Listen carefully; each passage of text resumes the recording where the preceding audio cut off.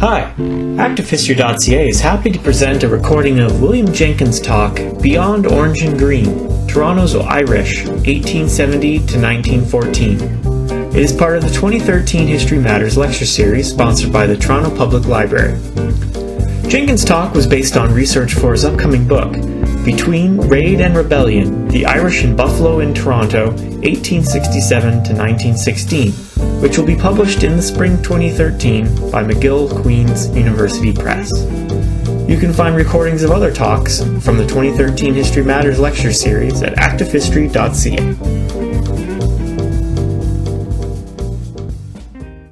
It's no accident, of course, that we're gathered here in Cabbagetown, a place that has, rightly enough, an historical association with Irish immigration and settlement. When I first heard about Cabbagetown when immigrating to Toronto in the late 1990s, I wondered about this place name, not least since boiled cabbage was a mainstay of the dinner plate of my rural relations, and quite often that of my own family on the western edge of Dublin. And whether we wanted it to be on the plate or not, there it was. This also prompted an assumption on my part that this neighbourhood was shaped by Catholic Irish immigrants, probably people fleeing the well-known catastrophe that was the potato famine in the late 1840s and early 1850s. As we shall see, I was to be largely mistaken. In many respects, the clue as to how I was mistaken is given in my title, which invites the question, who are the Irish? Or perhaps, who were these Toronto Irish, and can they be simply divided into two camps of Protestant followers of the Orange Order fraternity and Catholic supporters of an Irish identity which in historical literature, old and new, has invariably been described as a green nationalism?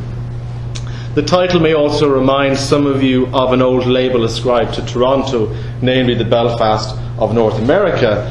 There were other labels for the city as well, such as Tory Toronto, something which many Irish, not all of them Protestant, did much to prop up. And while we're on the subject of summarising Toronto's urban and political culture, two other quotations are worth sharing. In March 1867, the Irish-American revolutionary William Roberts entertained his Buffalo supporters with his description of Toronto as England on a small scale. This was, of course, the year following the raid by the Roberts wing of the Fenian Brotherhood on the Canadian border that led to the famous encounter at Ridgeway, several miles west of Fort Erie. 10 years later, in 1877, a visiting Buffalo Courier correspondent noted Torontonians' personal pride in their good old English and Scotch stock, to the extent that they don't care to acknowledge any other. This, of course, includes failing to acknowledge the Irish presence, choosing to reference it only in what I suspect were mainly unflattering comparisons to Belfast, with all that entailed, that is, a Protestant majority asserting its superiority over an embattled Catholic minority, minimising the latter's presence on the local council, in wider electoral politics and in public employment, street rioting between Protestant and Catholic Irish, and the endurance of a sectarian edge to social relations in the city in general. What I will suggest, on the one hand, is that the Belfast label was one that was well earned. On the other hand, I will argue that, contrary to what those emphasising Toronto's English and Scots populations believed, the city was one of the most Irish in North America in the 1860s and 1870s, with perhaps 40% of its population either of Irish birth or Irish ancestry. This in a city that was continually growing rapidly. In the early 1850s, it had a population of 30,000 or so. In 1881, the census year, its population was greater than 80,000. And having said all this, what I'd like to do this evening is discuss the everyday lives and social landscapes that touched people of Irish birth and ancestry in the later 19th and 20th centuries in Toronto, and in so doing place them in the context of wider issues concerning identity and allegiance, with reference to them as Canadians, Irish Canadians, and British subjects in a newly minted dominion within Britain's global empire. Thinking about identity, of course, does not simply refer to the things that Irish people did together and how they defined the boundaries of their group, who's in and who's out, but also about how they were seen by the non-Irish in the local context. If the Irish did become Canadian, how did they become Canadian, and did they see themselves as similar types of Canadians? Religion, as I've already hinted, forms a central part of the identity question.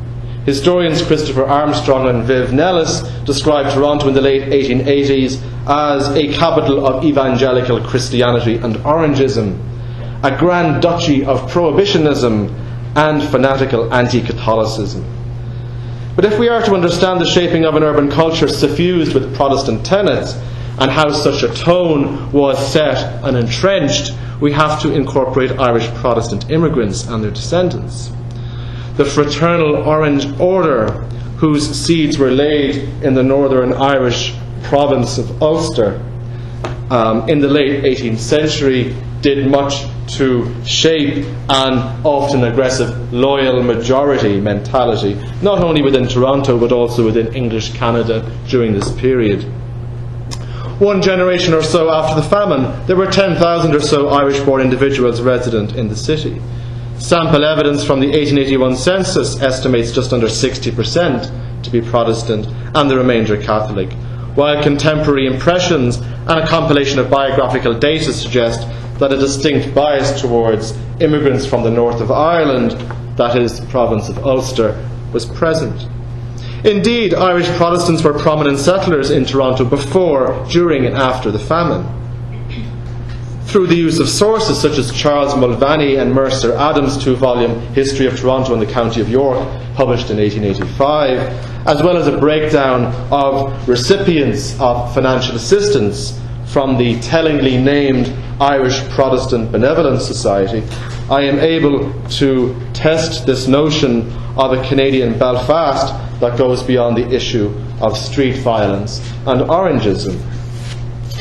Although the actual numbers of individuals that you see in this table are relatively small, it's really the importance of Ulster in both cases. Almost 70% of those defined as middle class or comfortable, almost 70% came from Ulster, were born in Ulster. And of those who were receiving financial assistance from the IPBS, just over half of them came from Ulster, as opposed to the other three provinces of Ireland. We can also talk about the role of the northern province, even in the late 1880s, emigration to Canada as a percentage of emigration to North America, when the rest of Ireland was basically going to the United States, to put it in a fairly crude fashion. There was still some respect shown to Canada from the northern counties, as you can see in the map. But Catholics also settled here before the influx of refugees in the summer of 1847. And this is recounted by Mark McGowan in his book, Death or Canada. Toronto's streets provided a venue for both St. Patrick's Day and Orange Order parades in the 1830s, several of which concluded in a decidedly less than respectable fashion. In a small city quickly traversable on foot, taverns with distinctively Irish and Ulster names greeted traveller and newly arrived immigrant alike. The 1843 Toronto City Directory, for instance, lists venues such as the Cavan Arms Inn, the Derry Inn, the Éireann Gabhrá Inn. That means Ireland forever, by the way. The Fermanagh Inn, the London Derry Inn, and the William III Inn, the latter, of course, referencing Orangeman's hero, William III of the Dutch House of Orange. There was no Finn McCool's Inn. Now, this emerging ethno-religious character of Toronto appealed to more than a few Irish Protestants contemplating migration in the post-famine period. In the new era of passenger steamships, Irish immigration agents, and those in Belfast in particular, worked hard to channel Protestants to the newly established province of Ontario and its capital. While the bulk of Irish immigration to North America in the post-famine era was Catholic, the majority of Irish arrivals to Toronto during these decades were Protestant, reflecting specific channels from Ireland to Canada. While Toronto could not compete with the labour opportunities presented by American cities such as New York and Chicago, its reputation as a Protestant and Orange citadel was not very appealing to prospective Irish Catholic emigrants. But if we return to the aggregations compiled from the census of 1881 and we break it down by religion, we can also analyse Toronto's Irish by birthplace. So I've classified them by religion on the left-hand side and birthplace across the top. And what do we find? We basically find that the most important group among the Irish-born are in fact the Presbyterians, with almost 40% of the Irish-born in 1881 through the sample being of Presbyterian background. Anglicans in total were the most numerous Irish Protestant denomination, whether you count birthplace or Irish ancestry. Anglicans were the primary group here. So Protestants, as it won't be a surprise to learn as well, this is a rather complicated table, but what it's supposed to do is to give you a sense of how the Irish of different religions were broken down by occupation. And here I've grouped simply Roman Catholics and Protestants together. But the important figure in red, at least the one I will point you to here, is of those born in Ireland who were Catholic, almost half of them were working as unskilled labourers. Here we're talking about adult males of Irish origin in 1881. So the distinction between the unskilled Catholic labourer and the more tradesman-like appearance of the Irish Protestant immigrant comes through from that table, the Irish Protestant middle class relative to Catholics. But even if we look within the Protestant group, occupations were not spread evenly. Of the three main Irish Protestant groups, Methodists were the most advanced in terms of occupational distribution, and the most noted example of this perhaps is the retailer Timothy Eaton, born in County Antrim. And while far fewer Irish Methodists worked in unskilled jobs than Anglicans and Presbyterians, the latter groups still had proportionally fewer unskilled workers than Irish Catholics. But some workplace-related issues did take on religious dimensions, not least the question of Catholic representation in public employment. In 1885, the bombastic editor of the Irish-Canadian newspaper, Patrick Boyle, likened the hiring practices of the city's police department to a field whose many rich spots are grazed by the Protestant horse, while the few barren patches are nibbled by the nag who is Catholic. He pointed also to other public employment sites such as fire halls, post offices, and City Hall itself, where Orange and Tory machinations were blamed for Catholic underrepresentation. Rhetoric aside, Boyle's criticisms did have substance. While Toronto's police force had been roundly criticised in mid-century for its overly orange cast, a remodelling took place in the 1860s along the militaristic lines of the Royal Irish Constabulary, or the RIC. By 1881, 75 of the personnel employed on the force, which adds up to about 57%, were Irish-born, apart from the chief and his deputy. And there was a noticeable presence of ex-RIC Protestants born in Ulster. Catholic representation remained low, while active Orangemen continued to serve. These debates were another reason for the city to be seen as a Canadian Belfast. Yet Belfast, at this time, was also notably segregated in residential terms by religion. Now, how true is this of Toronto? Well, by late Victorian times, by the 1880s or so, people of Irish birth and ancestry were to be found in all parts of Toronto, which is what I'm trying to show in this map here, people of Irish ethnic origin, either birthplace or ancestry, in different wards of Toronto in 1881. And the map, I think you will see, shows the importance of the eastern neighbourhoods of Cabbagetown and Corktown in St. David's ward over here, and then also St. Lawrence's ward.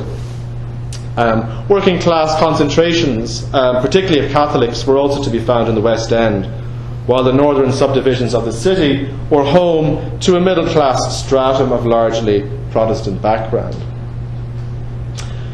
A working class landscape of single family homes, corner stores, Protestant churches and meeting houses, and few Catholic families, Cabbagetown emerged in the 19th century as a key gathering place for Irish Protestants, though it would be later described as an Anglo-Saxon slum by the novelist Hugh Garner, and he wasn't actually joking. In an autobiographical work entitled Cabbagetown Store, published in 1953, the former Globe and Mail journalist John Macquarie, the son of immigrant parents from the north of Ireland, acknowledged the almost complete social and spatial exclusion of Roman Catholics from his childhood. He spent part of his childhood on a store on Parliament Street, just south of where we are presently gathered, and this is what he wrote. Though the distance from our store to Corktown was less than half a mile, we had no contact with it, except on such special occasions as the 12th of July, or a rehearsal for it when an Orange Lodge would march into the enemy territory looking for the trouble it generally provoked. And so here a sort of a territorial wall of sorts was being enforced between Cabbagetown and Corktown, and between Catholic and Protestant Irish identities in the city. But if we consider the proximity between, say, Little Trinity Anglican Church on King Street East and St. Paul's Catholic Church on Queen Street, these territorialities were not really as cut and dried as they may appear. Nevertheless, Queen Street did provide an artery along which some working class Irish Catholic streets were identifiable. Some of them, in fact, very well known to the Toronto public at large. And these streets, I would argue, had symbolic importance because, in the eyes of Toronto's media, and not least George Brown's Globe newspaper, they appeared to summarise the less than stellar contribution of Catholic Irish immigrants to the city's well-being since the late 1840s. And the Globe, which was ever vigilant in its crusade to improve the city by ridding it of immoral elements, documented the court appearances of residents through the 1860s and 1870s, whose crimes ranged from drunkenness and petty theft to physical assault and worse. From the vantage point of the Protestant majority, Catholic poverty typically provoked more criticism than sympathy. And these perceptions were sharpened not just by public sightings of paupers and street beggars, but also these journalistic accounts of the Toronto Police Court. In this context, the most infamous Catholic Irish settlement in the city in the 1860s and 1870s was Stanley Street, which is now known as Lombard Street. It was originally called March Street during the time of the 1847 influx. Then it was changed to Stanley Street in 1850 and Lombard Street in 1875.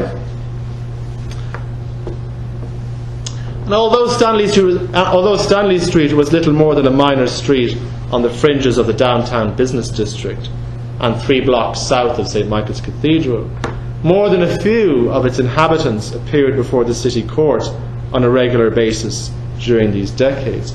And just a couple of stories to illustrate this. I don't know, this probably isn't terribly easy to see from the back, I'm not sure, but these are just characteristic stories that appeared in the columns of the Globe about various characters who lived on Stanley Street. The first one referring to a wife-beating episode, and the second one referring to a row between 2 women, Eliza Nolan and Mary Ryan.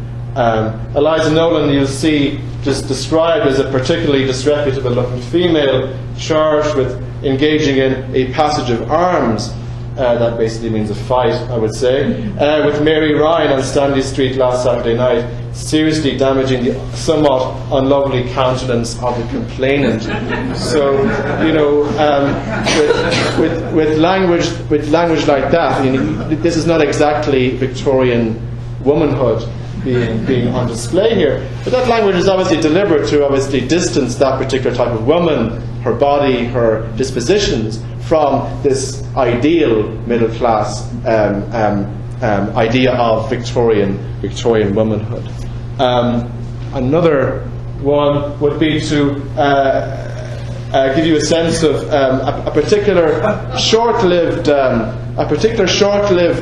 strategy or policy on the part of the Globe to actually report the nationality of petty offenders in the city in 1865 for about 5 or 6 months. It didn't last very long, and I'm not sure why it was instigated and why it ceased.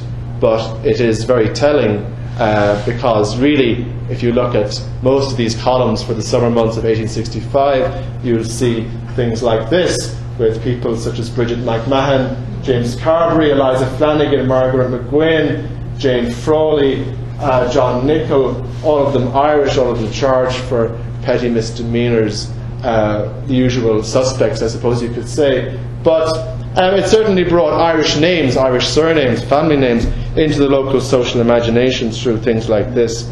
And these people ended up in the police court, as I said to you, but they also brought their supporters with them. In 1869, the Globe reported a large crowd of the unwashed collected around the entrance of the court to support James Doyle, a Stanley Street labourer whose local reputation had earned for him the nickname the Mayor. After witnessing the cases against Joseph the Rooster Cox and Daniel Devlin, described as a frisky-looking Irishman, those assembled heard how Doyle was charged by another sometime criminal of the street, Jerry Sheehan, for having gouged the latter's unfortunate eye out once more. If we turn to the west side of the city, over here, Dummer Street, now later William Street, now McCall Street, and at the foot of Dummer Street was situated Owen Cosgrove's Tavern, the tavern of a County Fermanagh Catholic immigrant, Owen Cosgrove, a favourite target for orange rowdies, not least during the infamous Jubilee riots of September and October 1875, when Catholic processions were disturbed by hostile elements of the sort John Macquarie would later recognise, namely the Orange Young Britons. Acutely aware of the Catholic geography of Toronto, the Young Britons were blamed for violent activities in the vicinity of Dummer Street on St. Patrick's Night in 1889, where church and schoolhouse were filled with stones by a group later witnessed returning to their East End base with their fifes and their drums. So the Catholic Irish could still be seen as Toronto's primary outgroup by many within its Protestant majority, with their poorest fraction facing challenges of adjustment on several fronts.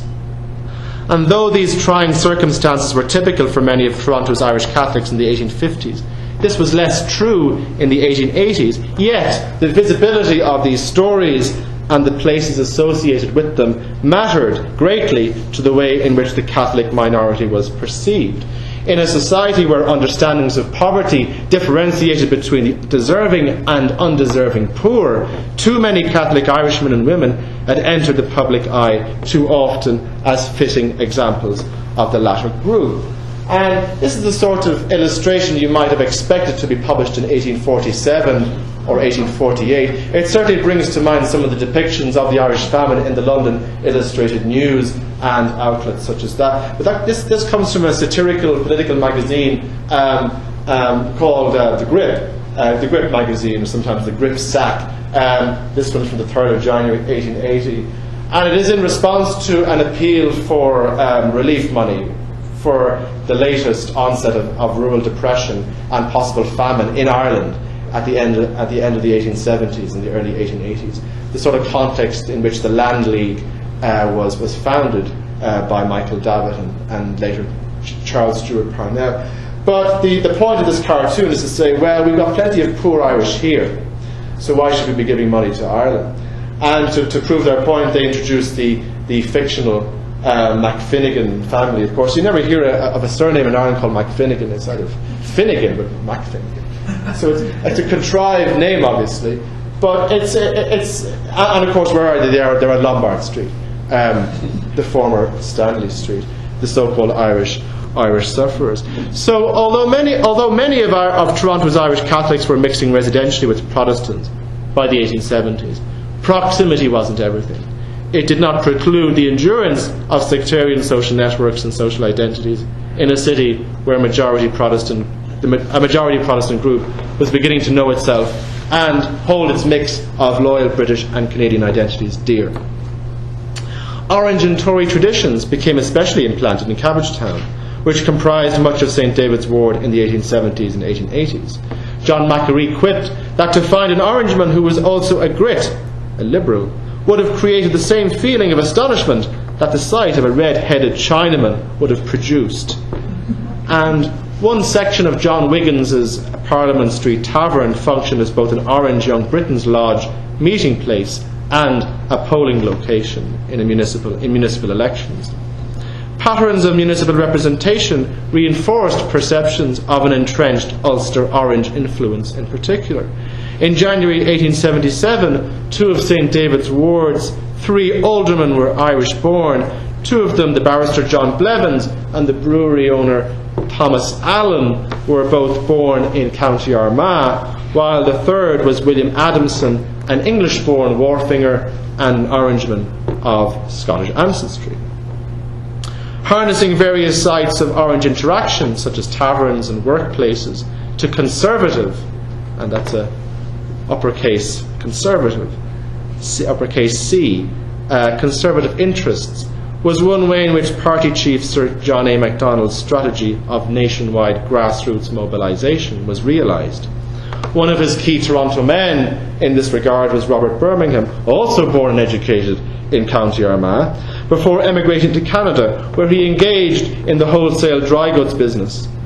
Birmingham was appointed secretary of the Conservative Association in the city when barely into his 20s, and he rose to become party secretary in Ontario in 1884 when he was in his early 30s. One obituary identified him not only as a close personal friend of MacDonald, but also as the father of the Ward Association in Toronto, where his initial service was as secretary to the St John's Ward Conservative Association. Although successful attempts were made by some Irish Catholics to involve themselves in local issues and become elected to City Council, embryonic growth polls within wards and neighbourhoods did not shape a class or ethnic-based political culture to the same degree as in American cities, where we've heard so much about the way the Irish became political in American cities, voters of the Democratic Party, that type of thing. But Toronto's ward system, aligned with the Cartesian grid pattern of the city, acted as a frustration for group-based mobilisation. The largest Catholic settlement in Corktown was, for example, located on the border of St David's Ward and St Lawrence's Ward, with Cabbagetown comprising the remainder of St David's Ward. The Catholic Mirror newspaper opined in 1858 that the problem of local political representation lay in our scatterment throughout the city. Being in a minority and being unable to act in concert, we can have no choice in the selection of an officer between whom and ourselves a packed council intervenes. And the Globe, of course, mightily approved of measures taken to minimise the influence of what it termed objectionable voters, and gleefully speculated that the revision of the franchise in the Municipal Act of 1866 would work to the detriment of the free and independent electors of the Stanley Street district. Although Catholics were intermittently elected to municipal council, the Irish Canadian continued to press the issue of representation. If previous pressure to secure the Catholic interest had succeeded through the diversion of tax revenues to schools, efforts to better the lot of Catholics were now entering a new phase. In 1889, Toronto's Catholics were told by the newspaper to bestir themselves and place candidates from their body in the different wards, who, if elected, could be depended upon to see that Catholic interests were not sacrificed as they are at present, owing to our almost total exclusion from the aldermanic list. It didn't work. Institutions, of course, were also important to the consolidation of Protestant power in the city. And whether in the past or today, social institutions such as churches and ethnic and fraternal associations play important roles in the delineation, communication and reproduction of identities. Given the context of Toronto, the foundation of Protestant-specific institutions in the city contributed to the endurance of conceptions whereby Irish, English and Scottish identities, when not expressed in an isolated context, became enclosed within a shared sense of being British subjects on North American soil. Where churches are concerned, Irish Protestants interacted with others of English and Scottish background in Toronto's Protestant congregations. And there are grounds to believe that they brought an especially evangelical dimension to Protestant identity in the city. In the case of the Anglican Church, some historians have charted the process by which evangelicalism made its mark on Church of Ireland communities in the north of Ireland from the early 19th century on, with one writer indicating the prominence of Irish immigrants among the Anglican laity of Toronto who were steeped in the evangelical theology of the Church of Ireland. A theology that would clash with the high church approach of a clergy imported from Anglo-Catholic English colleges that was frequently accused of being too Romish. One of the evangelical Anglican strongholds of the city was St. James's Cathedral, which despite its name operated as a regular parish rather than as a diocesan centre, and where Edward Sullivan, educated at Trinity College Dublin, stood behind the pulpit in the late 1880s, possessing, according to one journalist, a rich Dublin accent, the most graciously virile and musical that I have ever heard. The parish of Trinity East, or Little Trinity, located near the southern end of Parliament Street, was also known for its Irishness, and its spiraled Gothic facade was to become the local magnet for East End working-class Anglicans of Irish birth and descent for more than a century. On its opening in the 1840s, Little Trinity was described as chaste and seemly in all its fittings and simple decorations. Education was another arena where children of Irish Protestant immigrants, some of them who were themselves immigrants, could locate their identity within a wider North American Britishness. That, at a local level, set them apart from Catholics. The British North America Act presented jurisdiction to the provinces, and so the question of schooling was intimately tied to religious and political relations within each province. Public schooling in Ontario was spearheaded by Egerton Ryerson in the 1850s, and Irish Protestants in Toronto and elsewhere became unquestioned supporters of public schools. In 1881, 22 public schools were present in Toronto to which their sons and daughters were sent. Pupils from a plethora of Protestant denominational backgrounds attended these schools, and some Catholic families did also send their children to them, but how widespread this was remains unknown. The public vision of children's education was not shared by Archbishop John Joseph Lynch and the Catholic hierarchy, and the fight for a separate education system for Catholics raged until 1863 and the passing of the Scott Bill. Separate schools for Catholic children were then constitutionally guaranteed in Ontario, which had effects on the ground, as John Macquarie, a pupil at Dufferin School, of all places, recounted. A boy makes his friends only among his neighbours or at school. Mike Kennedy was the only Catholic neighbour of my age, and of course I met no Catholics at school. So it happened that I made no Catholic friends until I'd almost grown up and was not dependent upon a home and school environment for my acquaintances. Bible classes and Sunday schools organised by the various Protestant denominations, in addition to the existence of the Catholic-run separate schools, reinforced these separate identities during the youth of children.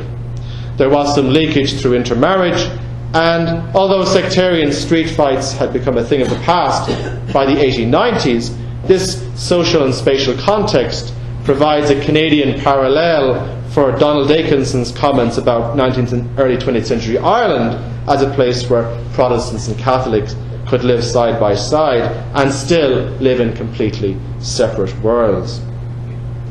And these early years of learning, as Macquarie later reflected, produced an unreasonable prejudice.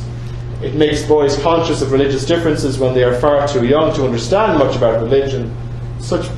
But he adds, that such prejudice would not have existed, I think, had it not been for the separate schools. And when we're thinking about the separate schools, and as Mark McGowan has explained in his book The Waning of the Green, Catholic parish, most of them are there I think anyway, Catholic parish development also proceeded through the second half of the 19th century. St. Michael's Cathedral had been completed by the close of the 1840s, and the influx of additional Catholics plus the growth of a new Canadian-born generation spurred parish and separate school growth. The conservative outlook of Bishop Lynch, for instance, Archbishop Lynch was also important. Toronto's Catholic Irish population, dispersed throughout the city, was served by 9 schools run by the Sisters of St. Joseph and 5 by the Christian Brothers. Most of these schools were located adjacent to the 7 Catholic churches dotted around the city in 1881, from St. Helens in the West End in Brockton to St. Joseph's in the East End in Leslieville, or what we now call Leslieville. The church and parish school was in general an anchor for North American urban Catholic neighbourhoods. Rooted within specific parts of the city, the creation of Catholic parishes fostered a closely knit sense of territoriality and attachment to place. Membership of a Roman Catholic parish required one to live within its boundaries, unlike, for example, the congregation of an evangelical Protestant church or a Jewish synagogue. We can also talk about fraternal or associational cultures that concern themselves with the material welfare, identities and loyalties of various Irish immigrant collectivities. It is worth stressing that most Irish Protestant immigrants in Toronto were passionate defenders of Britain's empire, although they were not alone in this. There was also an Irish Protestant middle class in Toronto which, beyond the confines of party politics, sought to uphold a loyal version of Irishness through charitable benevolence. The Irish Protestant Benevolent Society was established in 1870, and evangelical and temperance interests were prominent among the founders and those who succeeded them. Joining the St. George Society and the St. Andrew Society as one of the 3 so-called national societies, the IPBS did act as a friendly society for incoming immigrants and an outlet for relief for the least fortunate amongst them.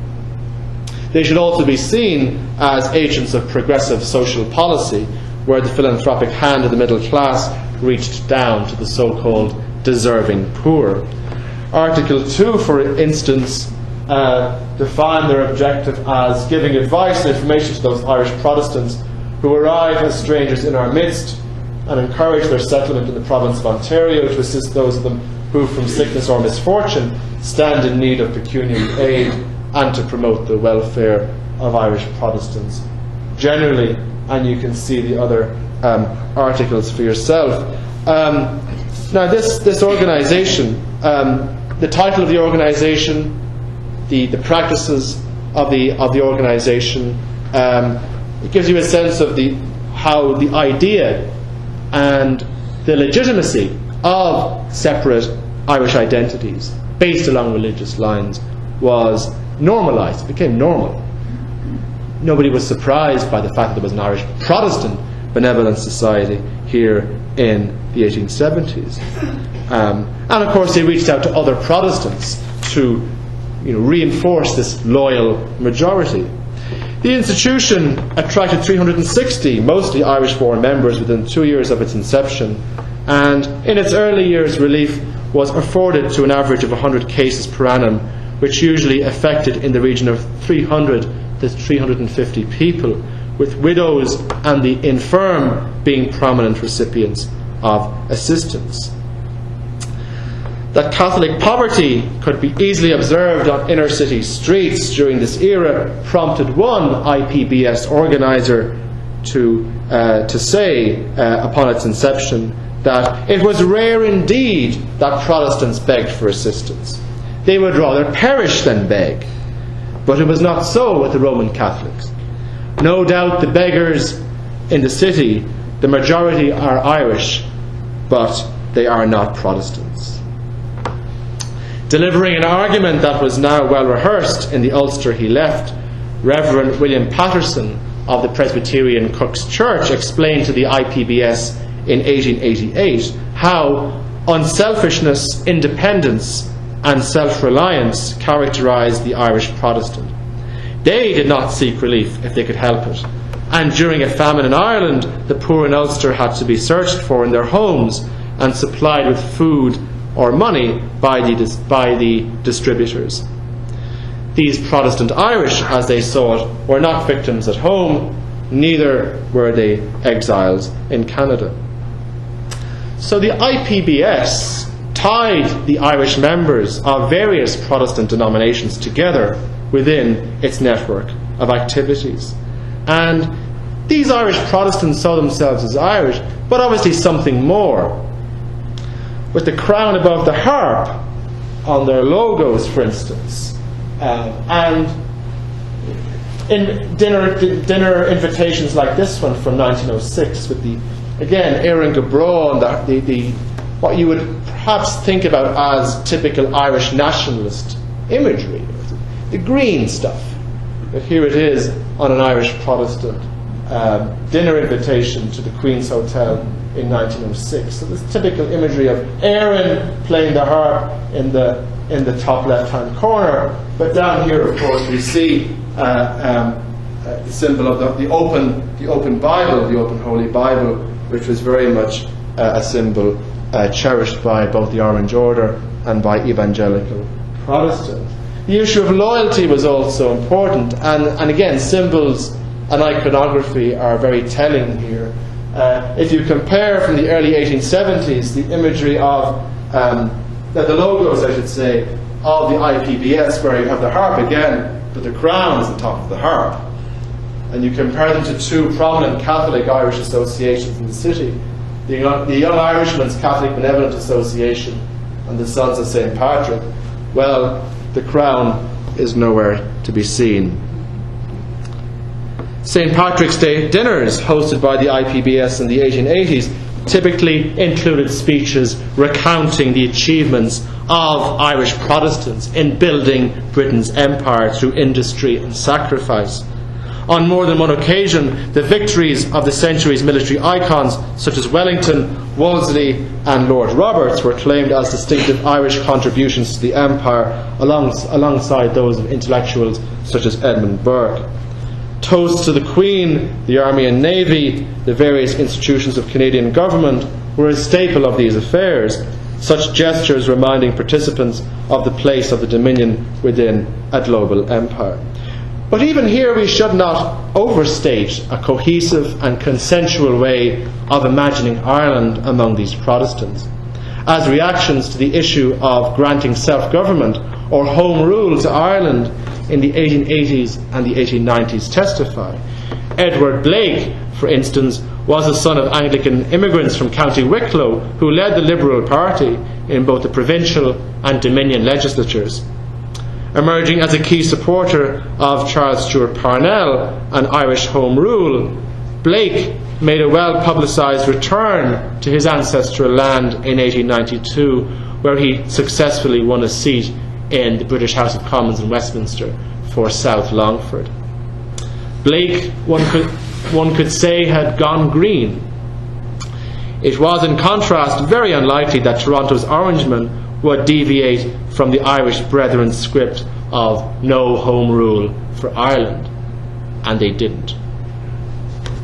If we turn, before I conclude, just a few issues to sort of bring it a little bit more into the early 20th century before World War I. The first thing that's interesting in this slide is the fact that the population of Irish-born goes up in the city between 1901 and 1911 from almost 12,000 to almost 16,000.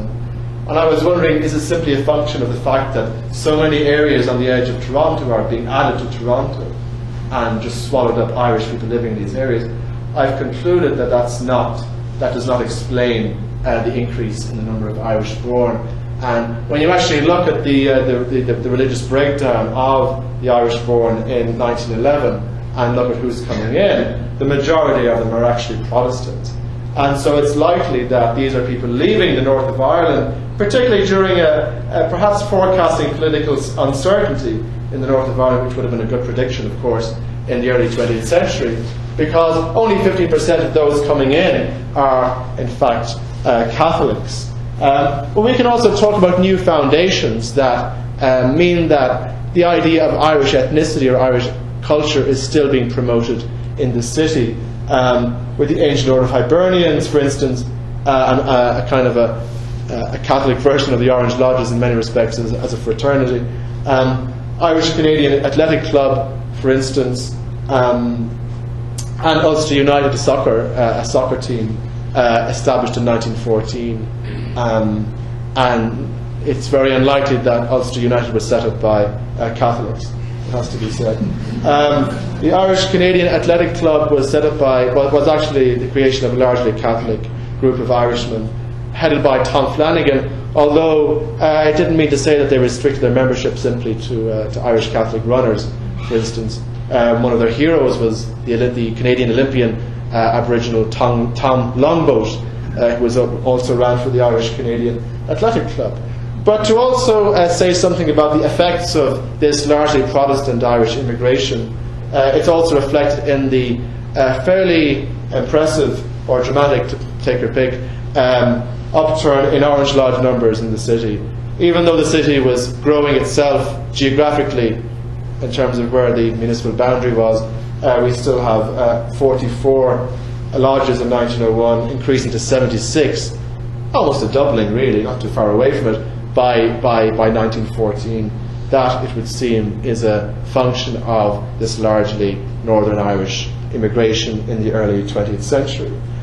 And in terms of how social relations between the two Irish camps, or at least between Protestants and Catholics in the city, were being shaped during the Edwardian period, we can point to a number such as the Ne Temere Decree of 1908, which caused all sorts of problems, referring as it did to Catholic and Protestant marriages, and how the children, what religion the children would be brought up. In that instance, they would have to be brought up Catholic for the marriage to be recognised in the Catholic Church. There was also the question of Ontario bilingual schooling, which the Orangemen were particularly hot under the collar about. But if we look further afield, there's also the Third Irish Home Rule Bill of 1912, which promised, perhaps at that point it seemed once and for all Ireland would actually get a devolved Parliament. The Parliament would return to Dublin. And there were camps in favour of it here, obviously mostly Catholics in favour of it, but some Protestants also favoured Home Rule for Ireland. They'd been here long enough, they'd had a chance to see that Canada had been good to them. Canada had self-government. What was so wrong with giving Ireland self-government if Canada had Home Rule? That sort of thing. But the Orange Lodges remained, as with the Orange Lodges in the north of Ireland, fervently against Home Rule. So what I'd like to perhaps finish with is, in fact, this issue about Home Rule and how it affected.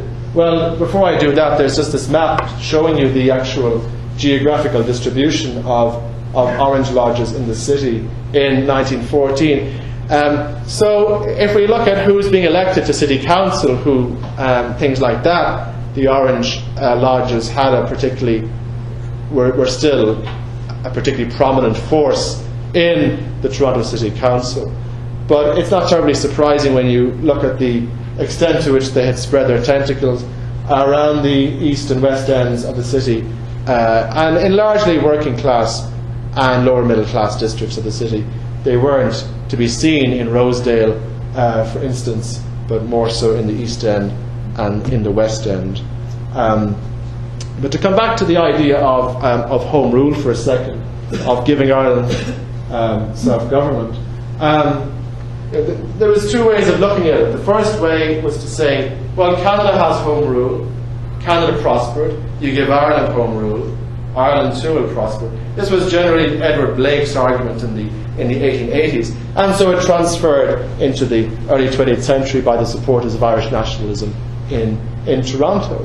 But of course the Orange Order in the city remained fervently against this. And this is a newspaper report taken from the weekly Orange newspaper known as the Sentinel in 1914, referring to one of the meetings. They were usually held at Massey Hall, in fact, to protest against Home Rule. And they had quite a number of Ulster visitors coming and going between 1910 and 1914, ministers, politicians. Walter Long, for instance, came in 1912. Edward Carson, the main champion of Ulster Unionism, did not come to Toronto, but he certainly had a fairly fervent support base here amongst the Orange Lodges here. And the Orange Lodges also had their, or at least the anti-Home Rulers also had their supporters in the city's media. And it didn't matter anymore that Stanley Street or Lombard Street was no longer inhabited by working class Irish. It wasn't. All of these streets that I'd mentioned in the first half of the talk, Dummer Street, William Street, Stanley Street, they are no longer they're no longer characterised by poor Irish immigrants or poor Irish people in the early 20th century. They're now mostly housing new immigrants from Jewish Eastern Europe and Italy and places like that. But it still doesn't mean that the Irish in the city can't be made fun of for supporting Irish nationalism. And here we have a number of very successful Catholic Irishmen in the city. We have, for instance, J.J. Foy, who was an elected Tory member of Parliament in the early 20th century. Later became the Attorney General of Ontario. We also have Darcy Hines, who was a fairly interesting figure who set up the Toronto Gaelic League in 1906. He was also prominent in the Hibernians organisation and the Irish Canadian Athletic Club. And we also have Peter Ryan, an old Irish Catholic Liberal, alderman of St. George's Ward from the 1880s here. And we have other people like J.J. Ward and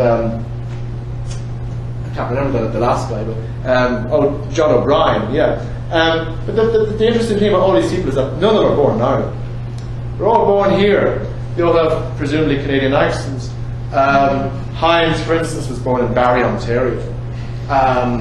Foy, I think, was born in Toronto. Most of them were born in Toronto. Ryan actually was born in England, but he wasn't born in Canada. So here they are. In the imagination of Ireland actually getting self-government or home rule, where do these people go? These successful Irish Canadians, none of them born in Ireland. Well, they're on the first boat back to Ireland because Ireland has gotten home rule. And this was a cartoon published in the Toronto Telegram, which was the only Toronto newspaper, the only Toronto daily newspaper to actually support the anti-home rulers, to support the Orange anti-home rulers. And so you have the Attorney General, the future Attorney General of Ontario, Foy, saying to the others, well, sure, Ireland's the best country in the world, and we'd never been here at all if they'd had a government as good as this country. And what do the others say to him? They say, and now that they're getting home rule, we've no more reason to stay here. I tried to pronounce the brogue in some of that. I don't know if you can see the brogue in the language from the back of the room, but the way all these quotes are spelled tells you something about how you can still mock middle class Irish Catholics who've made it in the early 20th century. John O'Neill, not John O'Brien. But 2 months later, the first cartoon appeared around 1911, 1912. And 2 months after it appeared, a second cartoon by George Shields, the Toronto Telegram cartoonist, appeared to perhaps, I suppose, bring us up to date on how these four successful Canadian Irishmen were doing in an Ireland which had gotten home rule. And where did they end up? They ended up in the familiar Irish romantic nationalist landscape of the countryside, with the thatched cottages, the pigs, the harps, all of these stock stereotypical symbols of Catholic Irishness, the peasantry landscape. And so we have Peter Ryan playing the harp, J.J. Foy singing the lyrics to Come Back to Erin.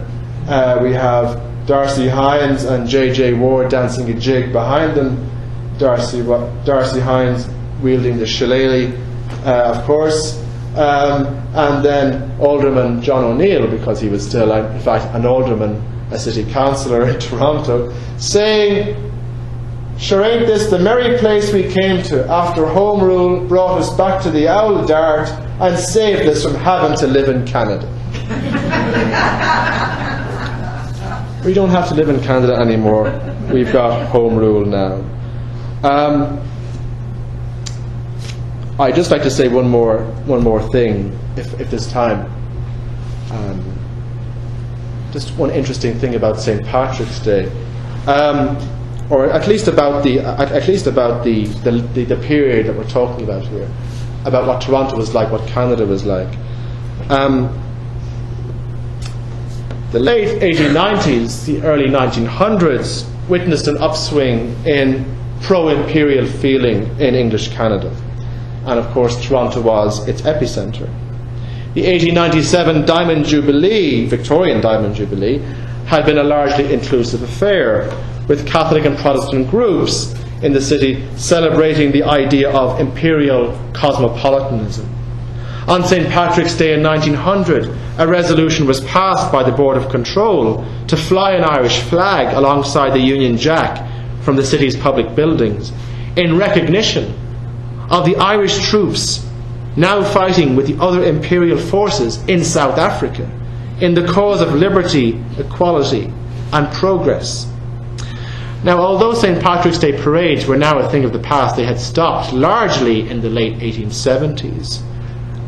Celebrations of Ireland's patron saint still retained public dimensions as the feast became entangled with an evolving consumer culture.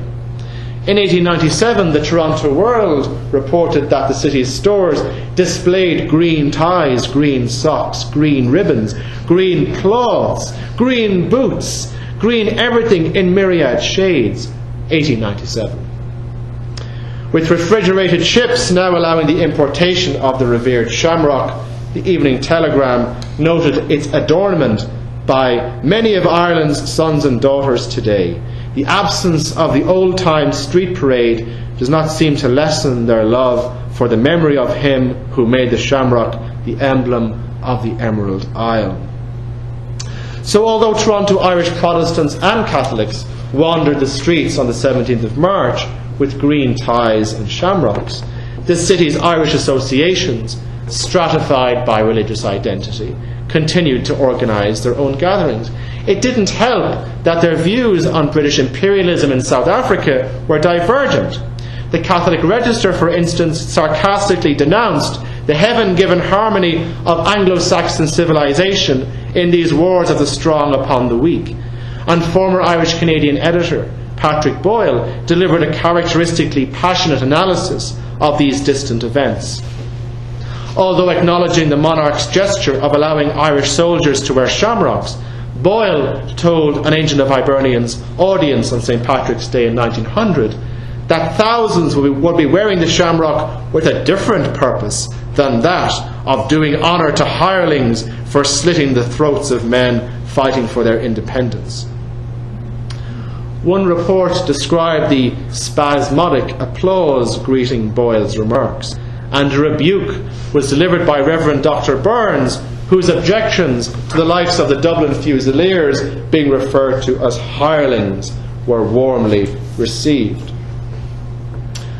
Worn down by the fervent pro-British jingoism around him, Boyle's remarks betrayed a frustration with his British subjectivity in Canada that was at least shared by those in the audience who applauded him. The fact that some applause was forthcoming points to fractures in opinion about Ireland, Britain and the Empire within Toronto's maturing Catholic community of Irish origin. From the Catholic Register's point of view, loyalty in Ireland itself would not blossom without the return of a Dublin Parliament, and the paper questioned why the Irish should rejoice in the Saxons' success throughout the empire. Although not designed as commentaries on Irish Catholic Canadians as such editorials signalled an ambivalence about these Canadians' outlook on Britain, or, as another writer has put it, their condition as reluctant Britons in Canada. Irish Canadian loyalty was explained by the opportunity given Canada to govern its affairs. In Ireland, the denial of such an opportunity had compromised loyalty. Supporting Canada and its membership in the Empire was one thing, but accepting the trumpeting of militant Anglo-Saxonism was incongruous with memories of a long-time Saxon enemy in Ireland and the survival struggles of Gaelic and Celtic civilizations. They were, after all, living in a city where Anglo-Saxon Protestantism had firmly established a cultural and political hegemony. For one later historian, a Canada-focused nationalism was losing its forward thrust during these years, instead becoming caught up in the greater emotional appeal of British imperialism. Toronto's Catholics, in any case, had their own plans. The centrepiece of their Victoria Bank holiday was the House of Providence picnic, with its gymnastic attractions, games and fireworks, an event that took Toronto's Catholic Irish, and no doubt many past and present residents, to the historic neighbourhood of Corktown. Almost 10,000 were present to enjoy festivities in 1907, and 2 years later a 400 chorus of school children entertained crowds. Catholics' sense of membership within the larger Canadian polity was reaffirmed, but the social distance between them and the city's Protestants was still present. Empire Day, a favoured occasion of the city's Protestants, elicited very little comment in the Catholic Register, whose columns were instead rich with reports of Holy Communions, confirmations, sodality events, and missions happening across the city's parishes. If, as Carl Berger has suggested, British imperialism operated as a form of English-Canadian nationalism during this period, it remained one more readily accepted by Protestants than by Catholics. As Mark McGowan has put it, Catholics neither rejected the Empire nor entirely embraced the nationalist imperialist rhetoric. They simply sought an independent Canada within an imperial partnership of equals. But Irish nationalism and the memory of the previous 700 years in Ireland also added something, I would argue, to this sense of Canadian nationalism amongst the Catholic Irish Canadians in the early 20th century. So I think I'll leave it at that. Thank you.